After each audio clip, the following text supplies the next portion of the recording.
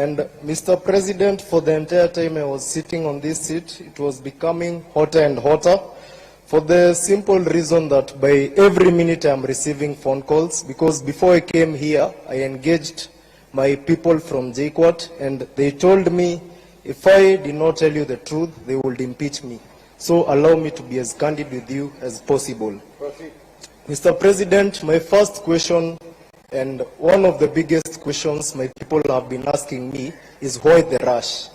Why the rush in implementing a model that has a lot of technicalities? Why the rush?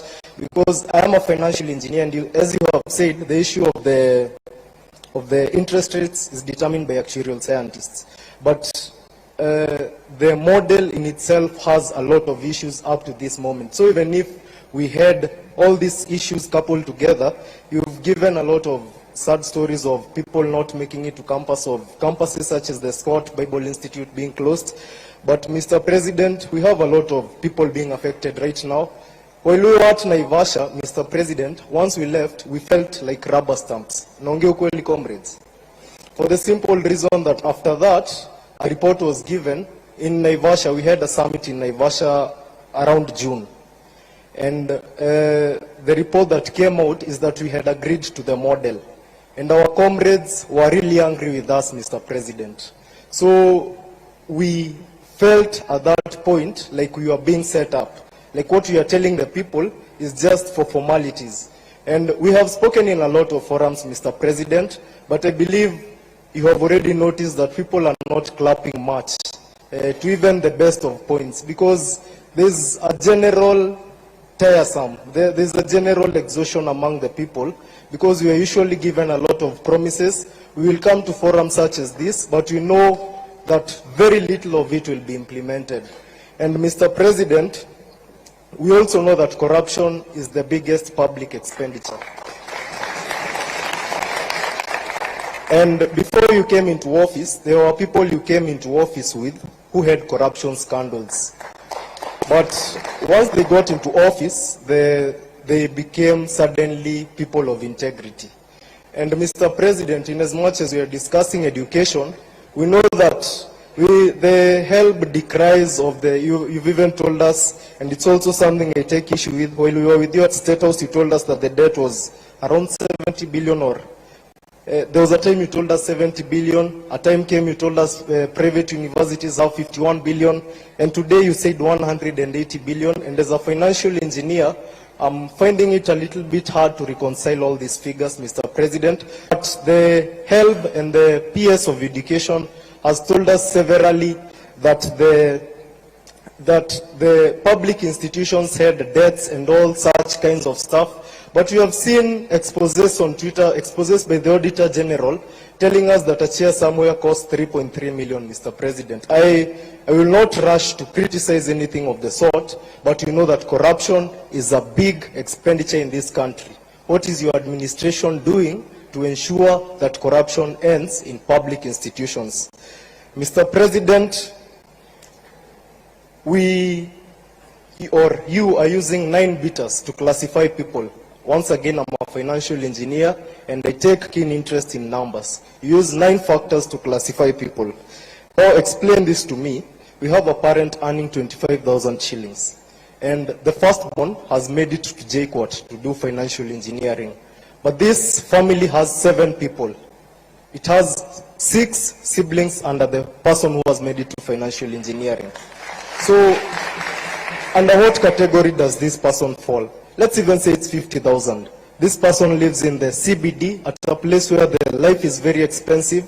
So, under what category does this person fall? Or will we have the same thing repeating itself of that girl who was looking at the people with graduation gowns? Because the firstborn, yes, made it to campus, and they found a new funding model, and they appealed because they were placed in band 5. But unfortunately, as you've heard, we have, let me confirm the numbers, we have 26,000 appeals. And also as a financial engineer, I know that not all appeals usually go through as they ought to because of the system glitches. Mr. President, kindly explain to me where this person should land, because among the 9 beaters, the issue of the siblings and probably the dependents around that family, because some of these families adopt people not because they have too much, but because they have compassion on the people in the society who the government is unable or unwilling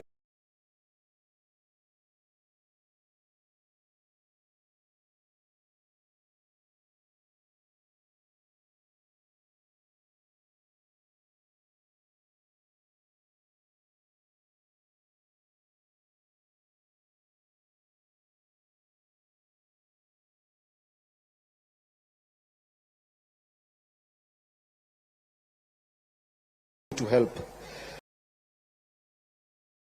Mr. President, we also have the issue of a defunct KUSO. And Mr. President, of the issue of, I do not know if you know anyone who represents other campus students. Because, comrades, do you know anyone who represents you? Do you have anyone? So we've been crying, as student leaders, we've been crying for a very long time of people who are there to just by themselves cast, Mr. President, people who are there not to represent our will, who are there not to represent our will, but their own, people who are there for their own stomachs. And these are the people who we are striking against. Mr. President, people in this room are angry because of two people, who advise us, because of the issues. For example, let's say the issue of the new funding model. Mr. President, the only person who has explained the new funding model in the best way is you.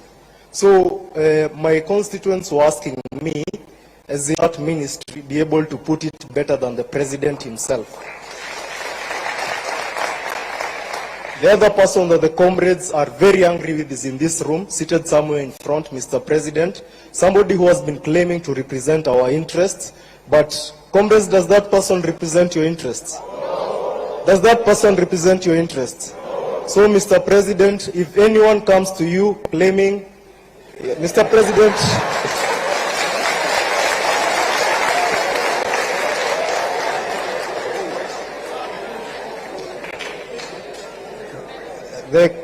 the comrades are telling me to tell him to walk out, but we are here for peace, Mr. President. So I would want to put it as straight as possible. Mr. President, as things stand, we do not have a representative. Ukweli ama uongo? We do not have a representative unless you enable us have some permanent office to ensure that student leaders are represented, and to ensure that unlike the many government offices we have today, the government will not interfere with the affairs of the students. Mr. President, the lady there has raised an important issue. First, the questions that are here, most of them have been raised by the people around me because they've realized that you might not have a lot of time to speak. Somebody named Karongo Adangwa, the senator of Kiambu County, and by the way, God willing, I will replace him, raised the point of all these monies being brought to one pool. The MC has a bursary, the woman rep has a bursary. Probably if it was not for a very little chance, the chief might be having a bursary. Mr. President, the entire structure that represents us, and by the way, we also feel overrepresented as Kenyans, and that is one of the reasons we are demonstrating, Mr. President. We have 22 CSS, we have CASs, we have permanent secretaries, and all these people have budgets and they have salaries, but I'll put that aside, Mr. President. So these people have bursaries.